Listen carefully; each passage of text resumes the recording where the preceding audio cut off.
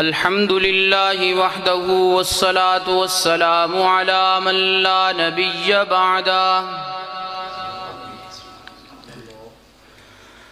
صاحب التاج والمعراج سيد الإنس والجنات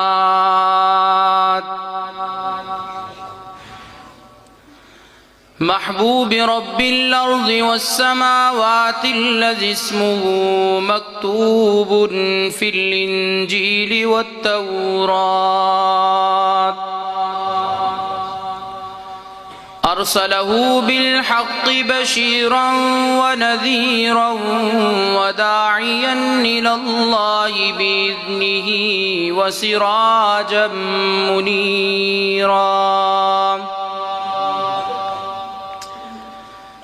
أما بعد فأعوذ بالله من الشيطان الرجيم بسم الله الرحمن الرحيم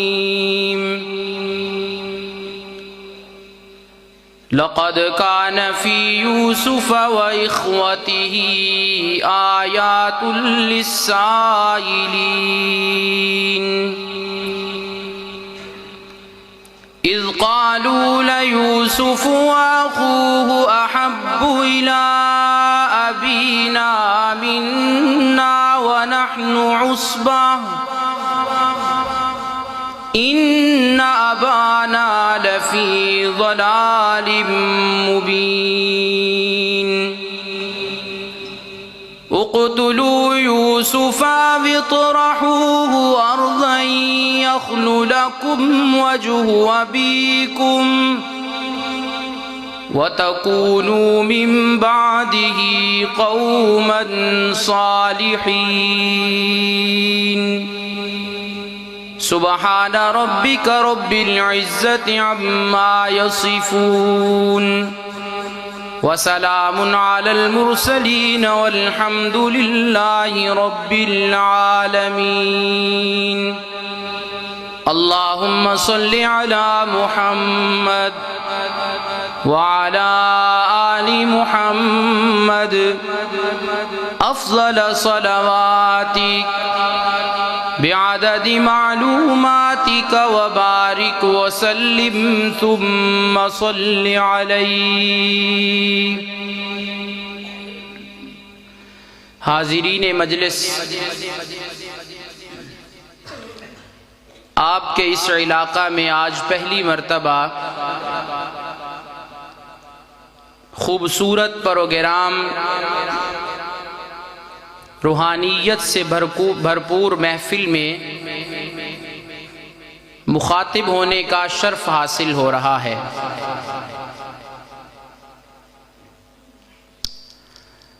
قرآن پاک کی برکت ہے، جہاں جاتے ہیں کچھ ہی دیر میں وہاں کا ماحول سمجھ آ جاتا ہے۔ ابھی آئے ہوئے مجھے یہاں تقریباً آدھا گھنٹہ یا کچھ زائد ہوا ہوگا وقت۔ میں نے جب آپ کی اس مسجد کے خطیب محترم کی تلاوت نماز عشاء میں سنی اور اسی طرح ہمارے محترم حضرت مولانا مدثر صاحب سے ملاقات ہوئی تو مجھے یہ اندازہ ہونے لگا کہ یہ واقعتاً کسی اچھے باپ کے اولاد ہے۔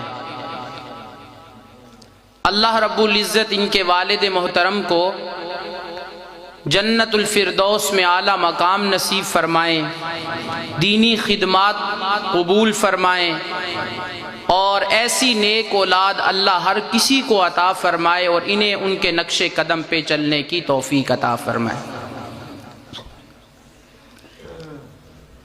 برادر محترم، جس طرح میرے بارے میں کچھ کہہ رہے تھے پہلے بھی اور ابھی دعوت دیتے ہوئے بھی، میں آپ سب حضرات سے یہ کہوں گا کہ دل سے آمین کہنا، اللہ مجھے ایسا بنا دے۔ اصل میں حسن جو ہوتا ہے نا وہ شخصیت میں نہیں ہوتا، وہ دیکھنے والے کی آنکھوں میں حسن ہوتا ہے کہ وہ کسی کو اچھا دیکھتا ہے اور اچھی بات اس کے بارے میں کہہ دیتا ہے۔ اشاعت التوحید و سنہ سے ہمارا تعلق، سب سے پہلے ہم اپنے مضامین کو قرآن کی روشنی میں دیکھتے ہیں اور قرآن کے ساتھ مزین کرتے ہیں۔ آج کی اس نشست کے لیے جس عنوان کا انتخاب میں نے کیا وہ یہ کہ ساری مخلوق اپنی اپنی تدبیریں، اپنے تفکرات، تدبرات استعمال میں لے آئے، لیکن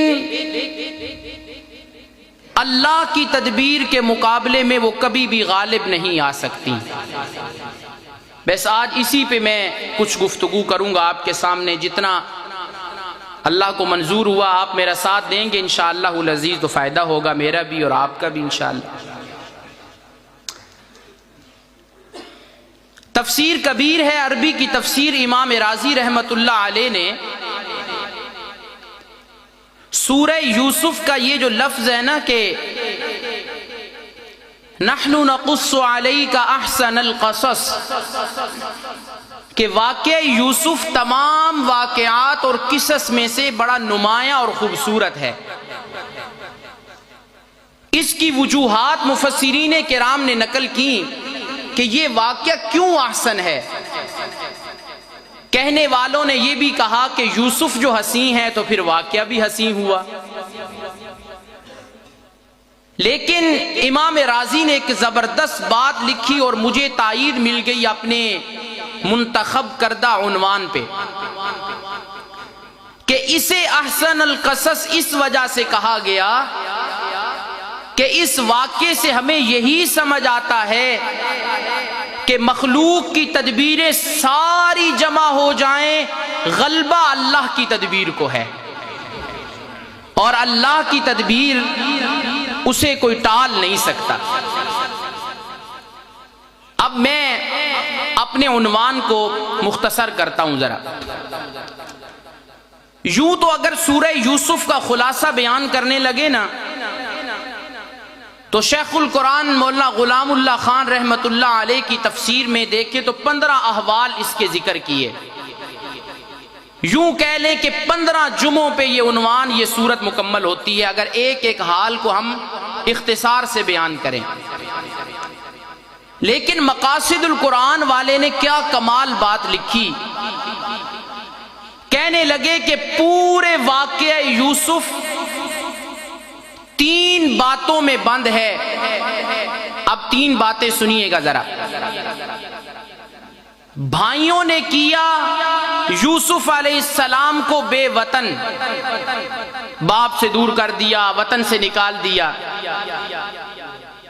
اور مسافروں نے وہ جو قافلہ آیا تھا انہوں نے بنایا ذریعہ سمن، مصر میں جا کے بیچ دیا۔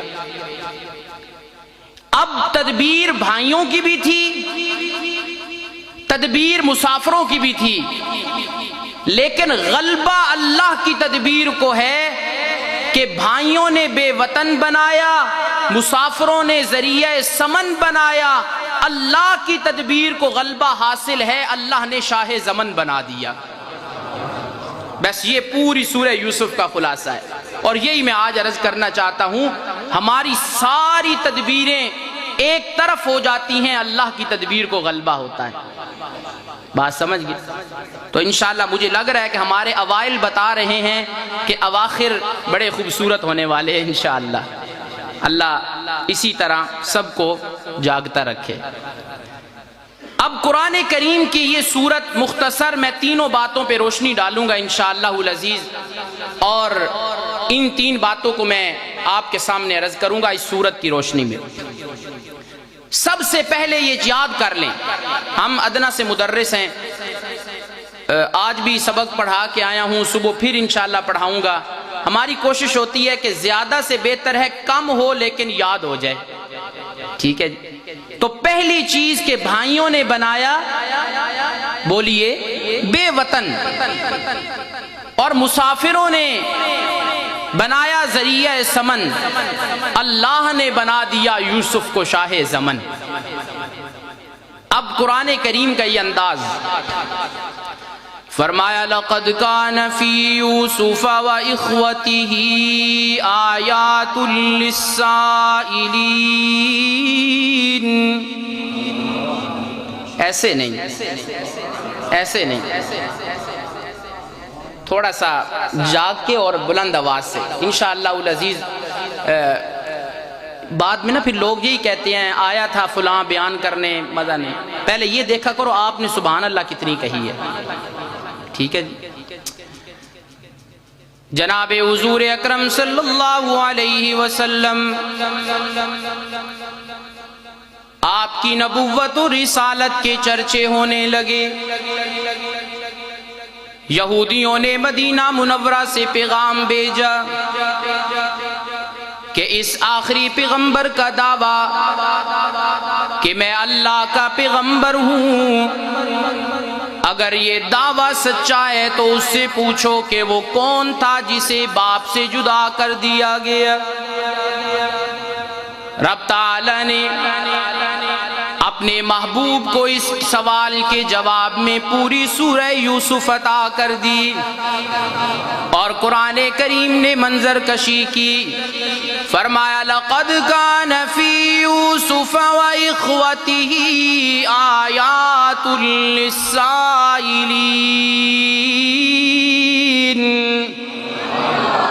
فرمایا پوچھنے والوں کو بہت سی دلائل ملنے والے۔ قرآن کہتا ہے اذ قالوا لیوسف واخوہ احب الی ابینا منا ونحن عصبہ۔ بھائیوں نے آپس میں یہ بات کی اور اپنے باپ کے بارے میں دبے لفظوں میں گلا کیا، شکوہ کیا کہ ہم 10-11 ایک طرف اور یوسف اکیلا ایک طرف، باپ کی توجہ اس کی طرف کیوں ہو جاتی ہے؟ ہم پوری جماعت ہیں۔ اور پھر انہوں نے آپس میں یہ معاملہ طے کیا کہ ہم اپنے بھائی یوسف کو یا تو صفحہ ہستی سے مٹا دیں گے یا ہم کم از کم اسے اپنے باپ سے جدا کر دیں گے، تاکہ باپ کی یہ محبت جو یوسف کی طرف ہے اس کا رخ ہماری طرف ہو جائے۔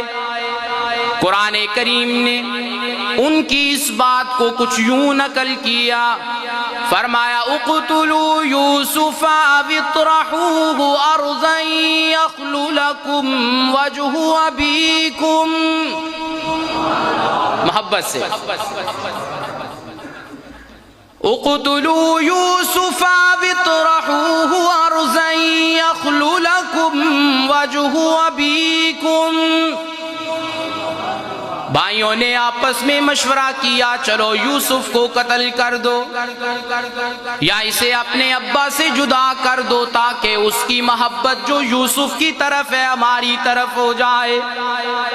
لیکن جوراباد کے لوگوں ایک بات سمجھاتا چلوں، ٹھیک ہے انہوں نے اتنے کبیرہ گناہ کا ارتکاب کیا کہ بھائی کو باپ سے جدا کرنے کی کوشش کی، لیکن ان کی پرورش بھی تو پیغمبری گھرانے میں ہوئی تھی نا، ان کی تربیت بھی تو پیغمبری گھرانے میں نبوت کے دائرے میں رہ کر ہوئی تھی۔ اتنی تو انہیں سمجھ تھی کہ ہم جو کام کرنے لگے ہیں یہ کوئی اچھا کام نہیں، اسی وجہ سے انہوں نے کہا اب قتل کر دو یوسف کو یا باپ سے جدا کر دو، وَتَكُونُوا مِن بَعْدِهِ قَوْمًا صَالِحِينَ۔ بعد میں ہم توبہ کر لیں گے۔ جوراباد کے لوگوں یہاں سے ایک مسئلہ سمجھ آتا ہے، کبھی بھی توبہ کی امید پہ گناہ نہ کرنا۔ ہو سکتا ہے کہ توبہ کی امید پہ گناہ کرو گے کہ بعد میں اللہ سے معافیاں مانگ لیں گے، وہ تو غفار ہے، اسے اپنے معافی مانگنے والے بندوں سے بڑی محبت ہوتی ہے۔ لیکن ذرا اس نظریے سے اور اس زاویے سے سوچو نا، گناہ ہم کر لیں لیکن توبہ کا موقع ہی نہ ملے تو پھر کیا کریں گے؟ انہوں نے کہا بعد میں معافی مانگ لیں گے، ابھی تو اس کو ابا سے جدا کرو نا، جس طریقے سے بھی کرنا ہے۔ وَتَكُونُوا مِن بَعْدِي قَوْمًا صَالِحِينَ۔ میں بڑی سادی سی ایک بات کہا کرتا ہوں کہ جب گناہ کا جی چاہے تو صرف اتنا سوچ لو کہ اگر اس حالت میں موت آ گئی تو کیا کریں گے۔ یقین جانیے سگا بھائی بھی ایسے بھائی کا جنازہ پڑھتے ہوئے دل سے نہیں پڑھتا جس بھائی کی موت اچھی نہ آئی ہو۔ اپنی میت اور اپنی ڈیڈ باڈی کی نہ عزت بنانی ہے تو بس اتنا سوچ لو کہ گناہ کے وقت سوچ لو کہ اگر اس گناہ کے دوران موت آ گئی تو کیا کرو گے۔ میرے والد محترم شیخ حبیب الرحمن فاروقی حفظہ اللہ بڑا پیارا ایک جملہ بولتے ہیں اور ہمیں انہوں نے سکھایا، اللہ ہمیں بھی عمل کی توفیق دے۔ کہتے ہیں بیٹا گناہوں والی زندگی کوئی زندگی نہیں، نیکیوں والی زندگی اصل زندگی ہے، اللہ ہمیں نصیب کر دے۔ وَتَنْ عَلَىٰ مَا تَمُوتُونَ تُحْشَرُونَ۔ جور آباد کے لوگوں، قیامت کے دن جب رب تعالیٰ سب کو دوبارہ اٹھائیں گے، اگرچہ اس عقیدے کی نفی کرنے والے دنیا میں گروہ اور جماعت موجود، لیکن قرآن کریم نے اس کی نفی کی۔ قرآن کہتا ہے لا اقسم بیوم القیامت ولا اقسم بالنفس اللوامہ ایحسب الانسان ان لن نجمع عظامہ بلا قادرین۔ فرمایا تم کیا سوچتے ہو کہ ہمیں دوبارہ نہیں اٹھایا جائے گا، بلکہ ہم تو تمہیں اتنا اٹھائیں گے دنیا میں کسی کا فنگر پرنٹ دوسرے کے فنگر پرنٹ سے نہیں ملتا، اور قیامت کے دن دوبارہ اٹھا کے بھی ہم اسی طرح تمہیں جداگانہ انداز بنا دیں گے، ہے نا؟ تو یہ بس سوچ لو کہ اگر ہمیں موت آ گئی تو کیا کریں گے، کیا ہوگا اس وقت ہمارا۔ پھر موت آئی، اس ڈیڈ باڈی اس میت کی وقت ہی کوئی نہیں رہتی، مجبوراً غسل بھی دیا جاتا ہے، کفن بھی دیا جاتا ہے، دفنایا بھی جاتا ہے، سورہ بقرہ کی ابتدا اور انتہا کی آیات پڑھی بھی جاتی ہیں، لیکن یاد رکھنا ایسے بندے کے لیے دل سے پڑھنے والے لوگ کم ہوتے ہیں۔ پھر بس گناہ کا خیال آئے سوچ لو۔ حکیم الامت مولانا اشرف علی تھانوی رحمت اللہ علیہ، میں ہوں تو اشاعت التوحید و سنہ کا بڑا مضبوط ہوں، لیکن جس طرح تھوڑا سا وجود بھاری ہے نا، میرا ظرف بھی بڑا وسیع ہے، ہم ہر اچھے کی بات نقل کرنے کا مزاج رکھتے ہیں اور ہماری طبیعت۔ حکیم الامت مولانا اشرف علی تھانوی رحمہ اللہ کے ملفوظات میں یہ بات لکھی ہے کہ جب گناہ کرنے کا جی چاہے تو سو جایا کرو، یہ نیند بھی تمہیں گناہ سے روکنے کا ایک سبب ہے، سو جایا کرو جب گناہ کو جی چاہے تو۔ بہرحال اگر میں اس طرف نکل جاؤں تو میں بہت آگے نکل جاؤں گا، میں اپنے موضوع پہ آتا ہوں۔ قرآن کریم نے اس واقعہ کی منظر کشی کی، بھائیوں نے کہا کہ اسے یوسف کو قتل کر دو یا اسے ابا سے جدا کر دو، لیکن ان میں سے ایک یہودا نامی سمجھدار تھا، قرآن کہتا ہے اس نے کیا کہا، قال قائل منهم لا تقتلوا یوسف وَأَلْقُوهُ فِي غَيَابَةِ الْجُبِّ يَلْتَقِطْهُ بَعْضُ السَّيَّارَةِ إِن كُنتُمْ فَاعِلِينَ۔ کہنے لگا بھائی کو قتل نہ کرو نا، اس وجہ سے کہ اس کی رگوں میں جو خون دوڑتا ہے اور ہماری رگوں میں جو خون دوڑتا ہے دونوں کا مرکز تو ایک ہے نا، ہیں تو ایک ہی باپ کی اولاد نا، کیوں اسے قتل کرتے ہو؟ بات سمجھ رہے؟ کہا اس قتل نہ کرو۔ اچھا پھر فرمایا وَأَلْقُوهُ فِي غَيَابَةِ الْجُبِّ، اسے کنویں میں ڈال دو، يَلْتَقِطُهُ بَعْضُ السَّيَّارَةِ إِن كُنتُمْ فَاعِلِينَ۔ کوئی آئے گا مسافر کا قافلہ اٹھا کے لے جائے گا اسے۔ یہاں ایک بات نقل کرتا ہوں، ڈر بھی لگتا ہے کہ بہت علمی نہ ہو جائے، پھر عوام کو سمجھنا بھی مشکل۔ لقیط کہتے ہیں وہ بچہ جو چھوٹا ہو، جوانی کی عمر میں ابھی نہ پہنچا ہو، بلوغت کی دہلیز پہ اس نے قدم نہ رکھا ہو۔ اس سے معلوم ہوتا ہے کہ ابھی یوسف جوان نہیں ہوئے تھے، بچپنا تھا، لیکن بھائیوں کی طرف سے بے سلوکی کے اندر وہ عتاب میں آ گئے۔ قرآن کہتا ہے یلتقط بعض السیارہ، کہ آئے گا کوئی قافلہ اٹھا کے لے جائے گا ہمارے بھائی کو، اور اگر یہ تم کر لو تو یہ معاملہ ٹھیک ہے۔ سب کا اتفاق ہو گیا، چلو مارتے نہیں، چلو اسے کنویں میں ڈال دیتے ہیں یوسف کو۔ ابا کے حضور پیش ہو گئے، پتا تھا نا کہ ابا کی بڑی محبت ہے یوسف سے۔ قرآن نقل کرتا ہے قالوا یا ابانا ما لک لا تأمنا علی یوسف، ہے نا، کہنے لگے ابا جان ہمارے اوپر اعتماد کیجئے نا، بھلا کوئی سگا بھائی بھی بھائی کو نقصان دیتا ہے، آپ یوسف کے معاملے میں ہمارے اوپر اعتماد کیوں نہیں کرتے؟ کرے نا، اسے ہمارے ساتھ بھیجیں، ہم ذرا آؤٹنگ پہ نکلتے ہیں اور اسے ساتھ موقع دیں گے، یہاں کھیلے گا، کھائے گا، ذرا فریش ہو جائے گا، طبیعت میں نشاط آ جائے گا۔ قرآن کریم نے حضرت یعقوب کی بات کو نقل کیا، قال انی لیحزننی ان تذہبوا بی، حضرت یعقوب نے کہا بیٹو بھیج دینے میں حرج کوئی نہیں، بھیج دوں، تم بھی تو بھائی ہو، لیکن قرآن کا انداز بتاتا ہے حضرت یعقوب کہنا یہ چاہتے تھے تم جیسے بھائیوں کے ساتھ چھوٹوں کو نہیں بھیجنا چاہیے، اس وجہ سے کہ تمہارے دل میں بھائی کی محبت نہیں بلکہ نفرت ہے، جو کہ یعقوب علیہ السلام سمجھ چکے تھے۔ لیکن باپ بڑے ضمیر کا ہوتا ہے، باپ بڑے دل کا ہوتا ہے، بعض اوقات اولاد کے غلط عزائم کو سمجھنے کے بعد بھی اولاد کو نہیں بتاتا کہ مجھے پتا چل گیا، وہ حکمت عملی اختیار کرتا ہے نا، کہیں اولاد میں اور اختلاف نہ پیدا ہو جائے۔ حضرت یعقوب نے نہیں بتایا کہ میں سمجھ گیا ہوں یا مجھے وحی و الہام کے ذریعے بتا دیا گیا ہے کہ تم نے اسے کچھ کر دینا ہے، لیکن پتا تھا اور اختلاف بڑھے گا، پہلے یوسف کو نہیں چھوڑے اور اس کے ساتھ جو ہے بغض رکھیں گے، عداوت رکھیں گے۔ جی جب بیٹوں نے یہ بات سنی کہ ابا جان یہ کہہ رہے ہیں اسے بھیڑیا کھا جائے گا، مجھے یہ ڈر، میرا ذوق یہ کہتا ہے کہ یعقوب علیہ السلام کا مقصد یہ تھا وہ بھیڑیا نہیں، تم جیسے بھیڑیے اسے کہیں دور کر دیں گے۔ کہنے لگے قالوا لئنک لہ الذئب ونحن عصبہ، ابا جان اگر ہم 10-11 کی موجودگی میں ایک یوسف کو بھیڑیا کھا جائے تو پھر ہم انسان کہلوانے کے حقدار نہیں۔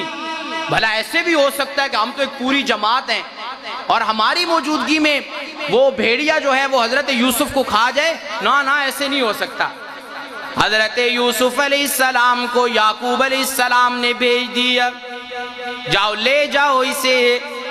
لیکن ایک بات آپ کے سامنے عرض کرتا ہوں، جوراباد کے لوگوں، یعقوب پیغمبر، نبوت ملی ہوئی زندہ پیغمبر، سامنے جن سے ڈر ہے وہ بھی موجود اور جس کے بارے میں ڈر ہے وہ بھی موجود، لیکن پھر بھی یہ یعقوب اپنی مرضی نہیں کر سکتا۔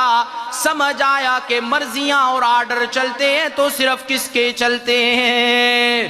اللہ کے چلتے ہیں۔ یہ زندہ پیغمبر ہیں، جس سے ڈر ہے وہ بھی موجود، جس کے بارے میں ڈر ہے موجود، لیکن کر کچھ نہیں سکتا، اس لیے کہ کرنے والا کون ہے؟ قرآن کیا کہتا ہے؟ اذا اراد اللہ شیئا ان یقول له کن فیکون،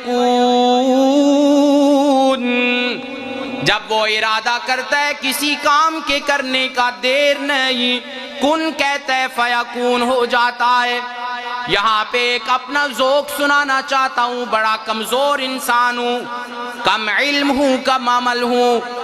جوراباد کے لوگوں بات پسند آئے تو محبت سے سبحان اللہ کہہ دینا۔ لفظ کن ہو جاتا ہے. یہ ہمیں سمجھانے کے لیے اللہ نے ذکر کیا کہ میری قدرت اس طرح کی، لیکن میرا ایمان یہ ہے. یہ صرف ہمیں سمجھانے کے لیے کن کا لفظ بولا، ورنہ اس کی قدرت تو اس سے بھی زیادہ کہیں تیز ہے نا. اس کی قدرت اس سے بھی کہیں زیادہ تیز ہے. یہ ہمیں سمجھانے کے لیے اس نے کہہ دیا. اچھا جی، بھائی کو لے گئے. آپ تھکے تو نہیں جی؟ انشاءاللہ گھنٹے ڈیڑھ میں پوری کر دوں گا سورت انشاءاللہ العزیز. اچھا جی، بھائی لے گئے حضرت یوسف علیہ السلام کو. جب لے گئے اب کیا کہتے ہیں جی؟ قرآن کہتا ہے فَلَمَّا ذَهَبُوا بِهِ وَأَجْمَعُوا أَن يَجْعَلُوهُ فِي غَيَابَةِ الْجُبِّ. جب اپنے بھائی یوسف کو لے گئے اور ان بھائیوں کا اس بات پہ اجماع ہو گیا کہ چلو جی پھر اب یوسف کو کنویں کے حوالے کرتے ہیں. قرآن کہتا ہے ادھر سے بھائیوں نے تدبیر کر دی کہ بھائیوں نے یوسف کو کنویں میں ڈال دیا، اور ادھر رب تعالیٰ نے اپنی تدبیر بھی شروع کر دی. کیا تدبیر؟ فرمایا یوسف کنویں میں جانے لگا، اور ادھر سے رب نے بھی اپنی تدبیر شروع کی. وَأَوْحَيْنَا إِلَيْهِ لَتُنَبِّئَنَّهُمْ بِأَمْرِهِمْ هَٰذَا. رب تعالیٰ نے یوسف کے دل میں یہ القاء کر دیا، یہ بات ڈال دی.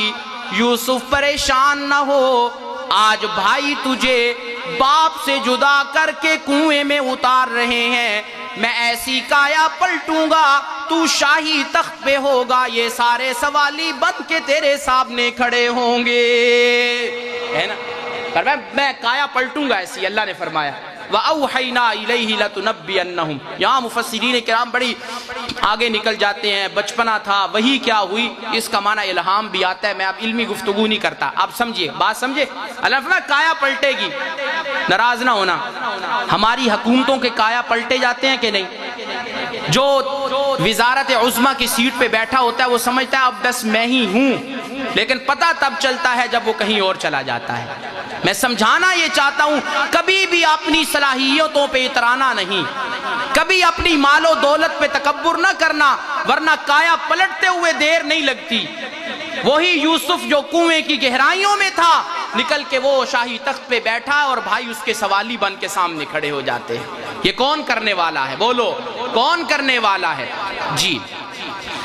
جب شام کا وقت ہوا، قرآن منظر کشی کرتا ہے وَجَاءُوا أَبَاهُمْ عِشَاءً يَبْكُونَ. بھائی شام کے وقت روتے ہوئے آئے. ابا جان وہی ہوا جس کا ڈر تھا کہ بھائی کو بھیڑیے نے کھا لیا. جور آباد کے لوگوں میں ایک جملہ بولنا چاہتا ہوں، یہاں سے لے کے یہاں تک سارے بولو، توجہ سے سنو گے کہ نہیں؟ میں ذرا کئی دل کی تاریں ہلانا چاہتا ہوں اس مقام پہ پہنچ کے. ذرا بات سنو گے کہ نہیں؟ سارے بولو. پسند آئی تو سبحان اللہ بھی کہو گے. سنو ذرا سنو. جو پہلے دھوکہ دے کر کسی کو بلا لیتے ہیں یا لے جاتے ہیں، کوئی سمجھ آئی؟ سمجھ آئی؟ جو دھوکہ دے کر کسی کو بلا لیتے ہیں یا اسے ساتھ لے جاتے ہیں، پھر اسے نقصان دینے کے بعد وہ اپنے جرم کو مٹانے کے لیے یوں ہی رویا کرتے ہیں جیسے یوسف کے بھائی روئے تھے. کوئی بات سمجھ آئی؟ آ گئی نا. وَجَاءُوا أَبَاهُمْ عِشَاءً يَبْكُونَ. حضرت یوسف کے بھائی دھوکے سے لے گئے. کھیلے گا نا جی، ذرا فریش ہو جائے گا، لیکن لے جانے کے بعد، نقصان دینے کے بعد، جرم کو مٹانے کے لیے یوں ماتم کرنے لگے، رونے لگے اور کہنے لگے ابا جان ہوا یہ کہ ہم نے اسے اپنے سامان کے پاس چھوڑ دیا، تو یہاں بیٹھ. ہم نے دوڑ لگائی، ہم نے کھیلا ذرا، اور ہم نے دیکھا کہ فَأَكَلَهُ الذِّئْبُ، یہ بھیڑیا اسے کھا گیا، لیکن آگے انہیں پتا تھا نا۔ یاد رکھو یہاں بھی ایک جملہ بولتا ہوں، پسند آئے تو سبحان اللہ کہہ دینا۔ جھوٹا آدمی جتنا بھی ظاہری طور پہ کانفیڈنس رکھ کے بات کرے، لیکن اس کی بات میں اعتماد نظر نہیں آتا۔ اصل میں ابا سے جدا کرنے والے خود تھے، اور ابا سے جدا کرنے کے بعد آ کے جھوٹ بولنے کے بعد کہنے لگے وَمَا أَنْتَ بِمُؤْمِنٍ لَنَا وَلَوْ كُنَّا صَادِقِينَ۔ ابا ہم پتہ ہے ہمیں کہ تو نے ہمارے اوپر اعتماد نہیں کرنا، اس وجہ سے تو ہمارے ساتھ بھیجتا نہیں تھا اسے۔ قرآن کہتا ہے بھائی قمیض لے کے آئے، وَجَاءُوا عَلَىٰ قَمِيصِهِ بِدَمٍ كَذِبٍ، حضرت یوسف کی قمیض لے کے آئے۔ مجھے سمجھ نہیں آئی جوراباد کے لوگوں، آج تک میں نے تو کوئی ایسا بھیڑیا نہیں سنا کہ جب وہ کسی انسان کو کھانے لگے تو پہلے پیار سے بٹن کھولے، پھر آرام سے قمیض اتارے۔ میں نے تو آج تک کوئی نہیں سنا، آپ نے سنا ہو تو مجھے بتاؤ ذرا۔ نہیں ہے نا، جھوٹا خون لگا کے لے آئے۔ حضرت یعقوب نے اب اپنے دل کی بات کی۔ معلوم ہوا جو موقع پہ اپنے دل کا اظہار نہ کر سکے وہ دوسروں کا حاجت روا نہیں، بولو وہ دوسروں کا مشکل کشا نہیں، وہ بگڑیاں بنانے والا نہیں، وہ عزت و ذلت دینے والا نہیں، بلکہ بولو مشکلوں کو حل کرنے والا صرف کون ہے؟ اللہ کی ذات۔ حضرت یعقوب نے کہا بل سولت لکم انفسکم امرا۔ حضرت یوسف نے اب دل کی بات وہ پچھلی اسی کے ساتھ ربط ہے۔ میں کہتا تھا نا کہ تم کچھ کرو گے، کر آئے ہو، اور سوچی سمجھی سکیم کر کے آئے ہو تم۔ ایسے نہیں ہوا کہ گئے بیڑیے نے کھا لیا، نا، کچھ کر کے آئے ہو، سوچی سمجھی سکیم ہے۔ اب کیا ہوا؟ حضرت یوسف یعقوب علیہ السلام نے جب یہ بات سنی تو کیا کہا؟ فَصَبْرٌ جَمِيلٌ، میرا صبر اس موقع پہ ایسا ہوگا جو اللہ کو پسند ہے۔ رسول اللہ صلی اللہ علیہ وسلم سے پوچھا گیا اللہ کے محبوب فَصَبْرٌ جَمِيلٌ، صبر جمیل کیا ہوتا ہے؟ رسول اللہ نے فرمایا اولاد فوت ہو گئی، بوڑھا باپ زندہ ہے، جوان اولاد کا جنازہ سامنے پڑا ہے، یا بھی بچپنا ہے، ماں کا سہارا چلا گیا، باپ کا سہارا سر سے اٹھ گیا، اور ایسے شدت والے موقعوں پہ کوئی اللہ کا شکوہ نہیں کرنا، بلکہ انا للہ و انا الیہ راجعون، یہ عقیدہ رکھنا ہم اسی کے ہیں، ادھر ہی جانا ہے، اس کو صبر جمیل کہتے ہیں، ہے نا بات؟ بعد میں صبر تو آ ہی جاتا ہے، موقع پہ گریبان پھاڑ لیسا منا من ضرب الخدود وشق الجیوب ودعا بدعوى الجاہلیہ، وہ چہروں پہ مارنا، اپنے کپڑے پھاڑنا، یہ اللہ کو پسند نہیں ہے، بعد میں صبر آ ہی جاتا ہے، موقع پہ صبر کرو، فصبر جمیل۔ اب جوراباد کے لوگوں، آپ لوگ تھکے تو نہیں؟ بولو، یقین جانی میں یہیں بحث کر دیتا ہوں جی، آپ لوگ تھکے تو نہیں؟ ابھی تو ہمارا پہلا سٹیپ پورا ہوا کہ بھائیوں نے کیا بے وطن، بھائیوں نے تدبیر کی، اپنے بھائی یوسف کو ابا سے جدا کر دیا۔ اب دوسرا سٹیپ سنو نا، پھر قافلہ آیا، ایک بھٹک گیا رستہ قافلہ آیا حضرت یوسف کے پاس ساقی پانی لینے کے لیے کنویں میں۔ اسے کیا پتا تھا کہ یوسف اندر کنویں میں اپنا ڈول ڈالا اور باہر پانی کے بجائے یوسف جیسا چاند چمکتا ہوا باہر آیا۔ یہاں میں ایک بات کرنا چاہتا ہوں، ذرا سادی سی بات ہے، اور یہ بات یہ سمجھاتی ہے کہ وہ جو کچھ کر لے اسے پوچھنے والا کوئی نہیں۔ میں ایک دل کی بات کہتا ہوں، جور آباد کے لوگوں، وہ چاہتا ہے تو آسمان پہ چاند کو طلوع کر دیتا ہے، روشن کرتا ہے، اور وہ چاہے تو پانی کے اندر سے، کنویں کے اندر سے یوسف جیسا چاند باہر نکال دے، ہے نا۔ جب اس نے دیکھا اچھا یہ تو کون ہے جی، بولو یہ کون ہے، یہ تو بڑا خوبصورت لڑکا، کہتا ہے یا بشرا ھذا غلام، یہ تو بڑا خوبصورت ایک لڑکا۔ اس نے اس کو اپنا سامان سمجھ لیا، غنیمت سمجھ لیا۔ بھائیوں کو پتا چلا، بھائی ملے، انہوں نے کہا یہ کون سا یوسف، یہ کون سا یوسف، یہ تو ہمارا بھاگا ہوا غلام ہے۔ قافلے والے ڈر گئے کہ کہیں ہمارے اوپر الزام نہ آ جائے، اغوا کا تاوان نہ ہمیں دینا پڑے، ہمیں اغوا کا کیس نہ بھگتنا پڑے۔ انہوں نے کہا یہ خرید لو، اور 20 درہم کے بدلے بھائیوں نے اپنے یوسف جیسے پیارے بھائی کو بیچ دیا۔ اور یہاں ایک بات سنانا چاہتا ہوں، جب حضرت یوسف کنویں کے اندر تھے، جبرائیل امین کو اللہ نے بھیجا۔ جبرائیل امین نے پوچھا من القاک فی الجب، تجھے کس نے کنویں میں ڈالا؟ یوسف کہنے لگا اخوتی، میرے بھائیوں نے مجھے کنویں میں ڈالا۔ اور حضرت جبرائیل نے کہا وجہ کیا ہے؟ بھائی تو چھوٹے بھائیوں پہ دست شفقت رکھا کرتے ہیں، تجھے کیا ہو گیا کہ تیرے ساتھ بھائیوں نے یہ کیا معاملہ کیا؟ کہا لمودتی ابی یا حسدونی، یہ حسد کا معاملہ ہو گیا۔ ویسے تو باپ کی محبت سب کے ساتھ ہوا کرتی ہے، لیکن کبھی کبھی باپ کی محبت اولاد میں سے کسی کی طرف غیر اختیاری زیادہ ہو جاتی ہے، اس میں باپ کی مرضی نہیں، دل کا ایک رخ مڑ جاتا ہے۔ میرے ساتھ میرے ابا کی وہ محبت تھی، میرے بھائیوں نے مجھ سے حسد کیا۔ پوچھا باہر نکلنا چاہتا ہے؟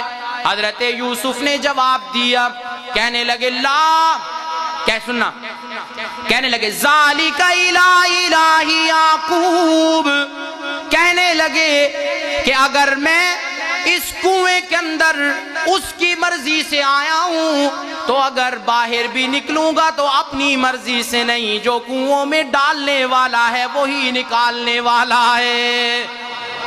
بتاؤ پریشانیوں میں ڈالتا کون ہے؟ کون ڈالتا ہے اور نکالتا کون ہے؟ فرمایا وَإِن يَمْسَسْكَ اللَّهُ بِضُرٍّ فَلَا كَاشِفَ لَهُ إِلَّا هُوَ وَإِن يَمْسَسْكَ بِخَيْرٍ فَهُوَ عَلَى كُلِّ شَيْءٍ قَدِيرٌ۔ کہو سبحان اللہ۔ یہاں ایک بات کرنا چاہتا ہوں، ان اللہ علی کل شیء قدیر کا کیا معنی ہے؟ ہم کیا کرتے ہیں؟ بولو، اللہ ہر چیز پہ قادر ہے، لیکن ایک مفسر نے کمال معنی کیا، انہوں نے کہا ان اللہ علی کل شیء قدیر یا وہو علی کل شیء قدیر کا معنی کیا کرو وہ سب کچھ کر سکتا ہے۔ وہ مولا کروڑوں لاکھوں قرض ہو گیا، اسباب کوئی نہیں، اللہ کہتے ہیں علی کل شیء قدیر مانتا ہے نا تو تیرے پاس اسباب کوئی نہیں، سب کچھ کر سکتا ہوں، قرض اتار دوں گا تیرا، ایسا یقین بنا لو اللہ کے بارے میں۔ اچھا جی، حضرت یوسف علیہ السلام کو بھائیوں نے بیچ دیا، پھر قافلے والوں نے ذریعہ سمن بنایا، انہوں نے جا کے مصر میں بولیاں لگا دیں، وہاں پہ حضرت یوسف کو بیچ دیا گیا۔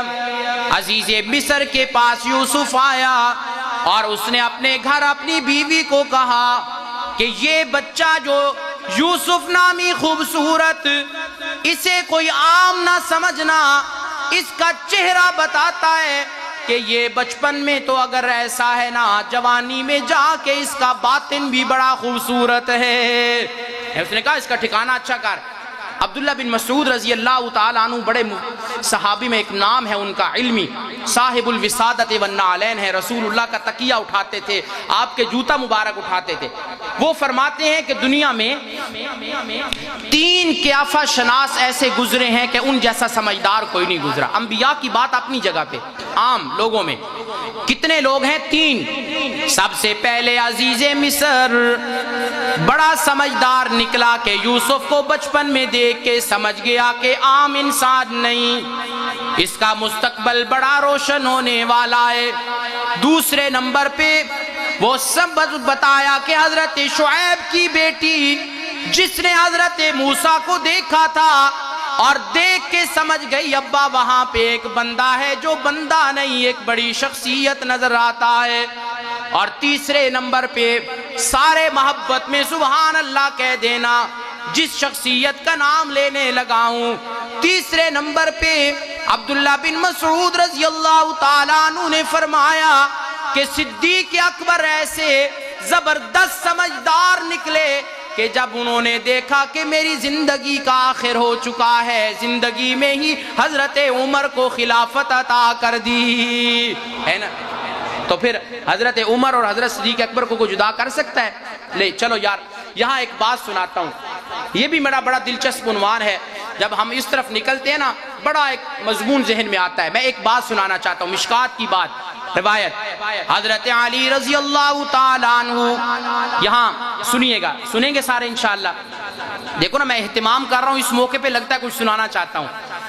حضرت صدیق اکبر رضی اللہ تعالیٰ عنہ کی شخصیت، آپ کو خلافت ملی، لیکن حضرت علی رضی اللہ تعالیٰ عنہ نے چند دن حضرت صدیق اکبر کی بیعت نہ کی. کہنے والوں نے کہا دیکھو جی علی حضرت صدیق سے جدا ہیں، لیکن میں معتبر سٹیج پہ بیٹھا ہوں، حوالہ دے سکتا ہوں اور معتبر جماعت سے میرا تعلق، سن لو پھر یہ بات. حضرت علی کا اعتماد صدیق اکبر پہ کتنا تھا، حضرت علی کا پیار صدیق اکبر سے کتنا تھا. جو بھی صدیق اکبر رضی اللہ تعالیٰ عنہ جو بھی حضرت علی کے سامنے حدیث بیان کرتا، حضرت علی کہتے پہلے قسم اٹھا کہ یہ رسول اللہ کی حدیث ہے. لیکن ایک شخصیت ایسی جب وہ روایت بیان کرتی، حضرت علی بغیر قسم اٹھوائے مان لیتے تھے، کہتے تھے کہ صدیق جیسی شخصیت جھوٹ نہیں بول سکتی ہے نا. حضرت علی اور صدیق کا کتنا پیار ہے آپس میں، بات سمجھے. اچھا جی، جب حضرت یوسف علیہ السلام عزیز مصر کے گھر میں آئے، قرآن کہتا ہے وراودته التي هو في بيتها عن نفسه، ہے نا. میں اب تھوڑا سا مختصر کر کے چل رہا ہوں.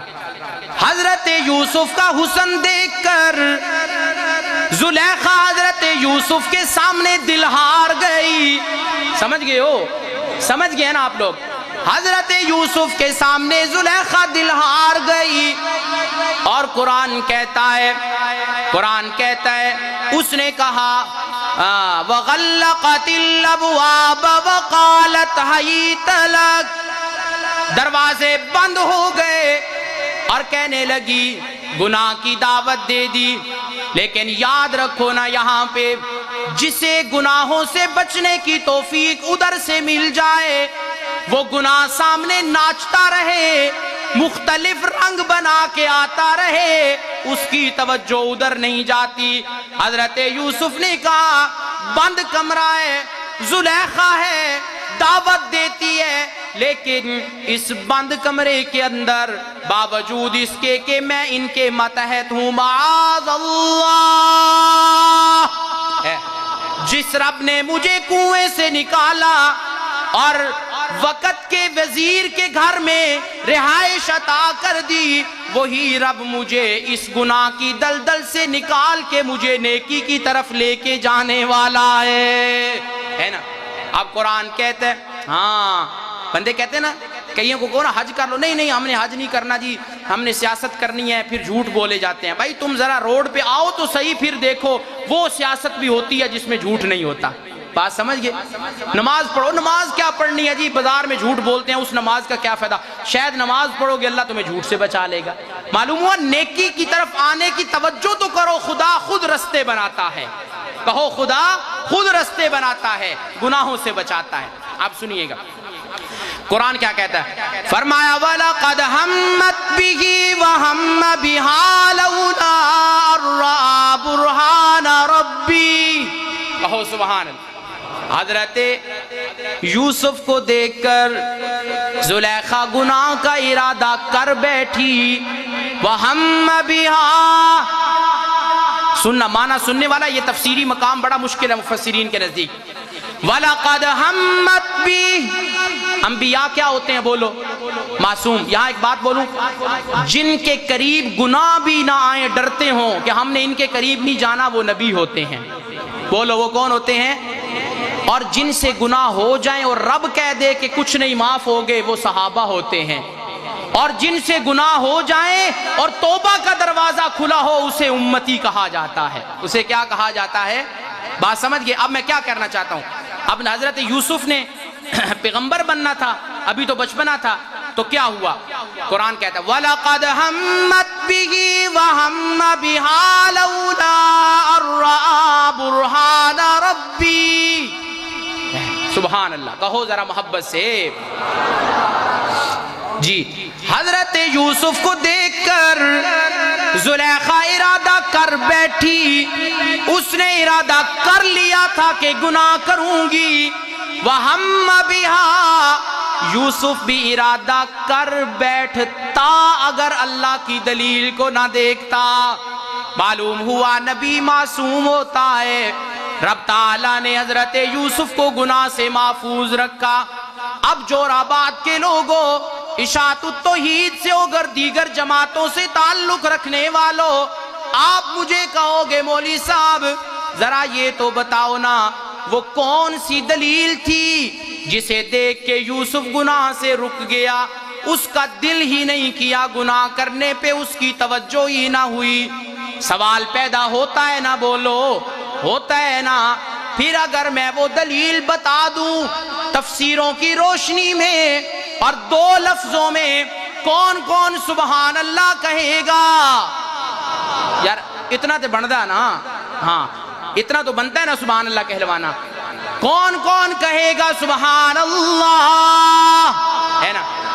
فرمایا وَهَمَّ بِهَا لَوْلَا أَن رَّأَىٰ بُرْهَانَ رَبِّهِ، حضرت یوسف بھی ارادہ کر بیٹھتے اگر اللہ کی دلیل کو نہ دیکھتے۔ وہ کون سی دلیل تھی؟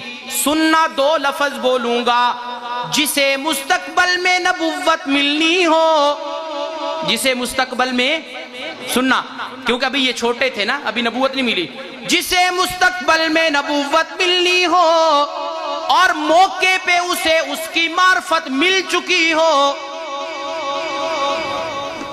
کوئی رسپانس نہیں آ رہا یار، ذرا محبت سے کہہ دے سبحان اللہ۔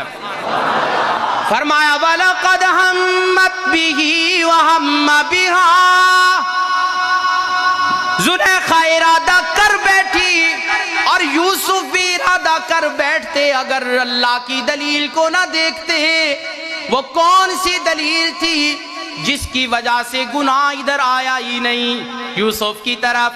وہ کون سی دلیل تھی جسے مستقبل میں نبوت ملنی ہو اور موقع پہ اللہ کی معرفت مل جائے؟ وہ گناہ نہیں، وہ تو نیکیاں کیا کرتا ہے نا؟ وہ گناہ نہیں کیا کرتا۔ معلوم ہوا جو گناہ میں مبتلا ہے نا، آج کے دور میں شراب، زنا، بدکاریاں اور جوا، انشورنس پہ گاڑیاں، سمجھ لو معرفت الہی دل میں کوئی نہیں ہے۔ جسے اللہ کی پہچان ہو جائے وہ گناہوں کی طرف توجہ نہیں کرتا، وہ نیکیوں کی طرف دوڑتا ہے، کہو سبحان اللہ۔ اچھا جی، حضرت یوسف علیہ السلام اب کیا ہوا؟ قرآن کہتا ہے وَاسْتَبَقَ الْبَابِ، دونوں دوڑے دروازے کی طرف، دونوں دوڑے دروازے کی طرف۔ یہاں میں ایک بات کرنا چاہتا ہوں، جور آباد کے لوگوں، پسند آئے تو کون کون سبحان اللہ کہے گا؟ بولو۔ حضرت بھی میری تائید کریں گے، زبردست خطیب ہے، خوبصورت آواز و انداز کے مالک. واستبق الباب، زلیخا کی دوڑ بھی دروازے کی طرف اور یوسف کی دوڑ بھی دروازے کی طرف. معلوم ہوا ظاہری طور پہ سارے ایک رستے پہ چلیں تو سب کی نیت ایک نہیں ہو سکتی. زلیخا گناہ کرنے کے لیے دوڑی اور یوسف گناہ سے بچنے کے لیے بھاگ پڑا. ہے نا بات؟ سارے اصل نہیں ہوتے نا. اے خوشاب میں ڈوڈے علی کتنی ہیں دکانیں ہے نا؟ کتنی دکانیں ہیں؟ ساری اصل ہیں، لیکن سب کی دوڑ اس طرف ہے. سنوچنا دی ہٹی، راجپوتان دی ہٹی، سارا اپنے آپ کو یہ شو کرواتے ہیں کہ ہم اصل ہیں، لیکن سب اصل مانتے ہو نا؟ یار کوئی یہاں بیٹھا ہوا ناراض نہ ہو، مانتے ہو نا یہ بات؟ کہ بس اب مول صاحب بس کر دیں، ختم کر دیں. اب لیکن چلتے ہیں آگے. حضرت یوسف علیہ السلام زلیخا کے گھر میں، یہاں ایک اور جملہ بولتا ہوں آپ پسند کرو گے. جوراباد کے لوگوں، توحیدی جان بازو، سنت سے محبت رکھنے والوں، یہاں ایک بات کہنا چاہتا ہوں. سزاؤں میں، قیدوں میں، پریشانیوں میں سارے وہ نہیں ہوتے جو برے ہوتے ہیں. بعض اوقات اچھوں کو اپنی اچھائی کی وجہ سے بھی قید میں جانا پڑ جاتا ہے. حضرت یوسف تو گناہ سے رکے تھے، زلیخا کا دل دکھ گیا، اس اچھے یوسف کی اچھائی کی وجہ سے یہ قید میں چلا گیا. وہاں پہ جا کے حضرت یوسف نے قید خانے میں اپنے آپ کو ان کے ساتھ سیٹل کر لیا. یہاں سے علماء نے ایک مسئلہ مستنبط کیا، قید خانے میں سارے اچھے نہیں ہوتے. کبھی شرابی بھی قید خانے میں، قاتل بھی قید خانے میں، لیکن حضرت یوسف قید خانے میں جا کر اپنے آپ کو ان کے ساتھ ملا لیا. کیا مطلب؟ کبھی کبھی بھیڑے لوگوں کے ساتھ بھی گزارا کرنا پڑتا ہے. یار کیا ہو گیا اگر ایک بھائی کا مزاج سخت ہے؟ کیا ہو گیا اگر پڑوسی گندے مزاج کا ہے؟ یوسف قید خانے میں برے لوگوں سے گزارا کر سکتا ہے نا. آج ہمیں بھی چاہیے بد مزاج سگے بھائی سے چلو یار گزارا ہی کرتے رہو. ہے نا بات؟ یہ ہمیں قرآن سبق دیتا ہے. اور حضرت یوسف علیہ السلام جب قید خانے میں تھے نا تو بات آئی تعبیر پوچھنے کی. کچھ لوگوں نے تعبیر پوچھی. حضرت یوسف نے کہا تعبیر بعد میں پہلے مسئلہ سنو، توحید سنا. یا میرے پاس وقت نہیں، میں ادھر جاؤں کیونکہ میں ایک سٹیپ پہ پہنچنا چاہتا ہوں. یہاں ایک علماء نے مسئلہ، اس کو کہتے ہیں فقہ القرآن. ایک ہوتی ہے فقہ الحدیث، ایک ہوتی ہے فقہ القرآن. قرآن سے مسائل کا استنباط. یہ قرآن سے مسئلہ مستنبط ہو رہا ہے. جوراباد کے لوگوں، مبلغ، تبلیغ کرنے والا جب کسی بڑی سے بڑی پریشانی میں آئے اس کا حق بنتا ہے کہ اپنے تبلیغ والے کام کو نہ چھوڑے. حضرت یوسف قید میں آ گئے، پریشانی میں آ گئے، بے گناہ تھے، لیکن حضرت یوسف نے اپنے تبلیغ کا کام نہیں چھوڑا، بلکہ یا صاحب السجن ارباب متفرقون خیر ام اللہ الواحد القہار. چلو یہ آپ سے حل کرواتا ہوں. بتا، ایک معبود صحیح یا دو صحیح؟ بولو. ایک ہے نا، اور دو معبودوں کو ماننے والا سکون میں نہیں، ایک معبود کو ماننے والا. ہم تو کہتے ہیں، اب میرا چلو یار یہاں بھی اللہ نے ایک جملہ عطا کر دیا، سنو. یہ اللہ القاء کرتے ہیں، شرح صدر فرماتے ہیں اللہ تعالیٰ. سنو، میں کہا کرتا ہوں جوراباد کے لوگوں، علماء کرام اس کی تائید کریں گے، ذرا توجہ سے سننا. سنیں گے نا؟ بولو سنیں گے نا؟ میں کہا کرتا ہوں اللہ کی طرف سے یہ القاء شدہ جملہ ہے، اللہ کی طرف سے دل میں الہام ہوا ہے. میں کہا کرتا ہوں ہم توحیدی بڑی سہولت میں ہیں. بولو، ہم توحیدی بڑی سہولت میں ہیں، اس لیے کہ ہم نے جو اس سے مانگنا ہو ساری سنانی نہیں پڑتی، وہ پہلے ہی جانتا ہے کیا آیا ہے، کیوں آیا ہے، کیا لے کے جائے گا. ہے نا؟ ہمارا معبود تو وہ ہے جسے مانگنے کے لیے ساری سنانی بھی نہیں پڑتی. تو بتاؤ ارباب متفرقون خیر ام اللہ الواحد القہار، کون بہتر ہے؟ اللہ کی ذات بہتر ہے. ایک ہی در کے سجدے کرنے چاہیے اور ایک ہی در پہ جو ہے جبی جھکانی چاہیے. اچھا جی، حضرت یوسف علیہ السلام قید خانے میں، آخر وقت کے بادشاہ کو پتا چل گیا. کیا پتا چلا وقت کے بادشاہ کو؟ کہ ایک بندہ یوسف ہے وہاں پر. حضرت یوسف کو اس نے بلایا اور کہنے لگا یوسف، اب سننا، 2 سٹیپ پورے ہو گئے. بھائیوں نے کیا بے وطن، قافلے والوں نے بنایا ذریعہ سمن، ساری تدبیریں کمزور پڑ گئیں. بولو، ساری تدبیریں کمزور پڑ گئیں. اللہ کی تدبیر غالب آئی کہ وقت کا بادشاہ کہتا ہے یوسف انک اليوم لدینا مکین امین. بھائیوں نے کیا بے وطن، مسافروں نے بنایا ذریعہ سمن، ساری تقدیریں کمزور پڑ گئیں. اللہ کی تدبیر غالب آئی. اس نے کہا یوسف تو کنویں میں بھی اچھا نہیں لگتا، تو بکتے ہوئے بھی اچھا نہیں لگتا. ہم تجھے بے وطن بھی نہیں، ہم ذریعہ سبن بھی نہیں، ہم تو تجھے شاہ زمن بنا دیں گے. کہو سبحان اللہ، ہے نا. لیکن یہاں ایک بات سمجھاتا ہوں. تو آج پوری سورہ یوسف کو 3 جملوں میں خلاصہ بیان کیا، تو نتیجہ کیا نکلا؟ جتنی پریشانیاں، دکھ، درد، تکلیف، مصیبتیں ہیں، سب کس کے سامنے رکھنی ہیں؟ وہ میرے ساتھ بولنا، یوسف کو کنویں سے نکالنے والا کون؟ پھر عزیز مصر کے گھر میں رہائش دینے والا کون؟ پھر عزیز مصر کے گھر میں گناہ سے بچانے والا کون؟ پھر قید خانے میں لے جانے والا کون؟ قید خانے میں توحید سنوانے والا کون؟ پھر قید خانے سے نکال کر شاہی تخت پہ بٹھا کر بھائیوں کو اس کے سامنے سوالی بنا کے کھڑا کرنے والا کون ہے؟ اللہ. تو پھر کس کے سامنے مشکلیں اپنی رکھنی ہیں؟ بولو کس کے سامنے؟ قرآن کیا کہتا ہے؟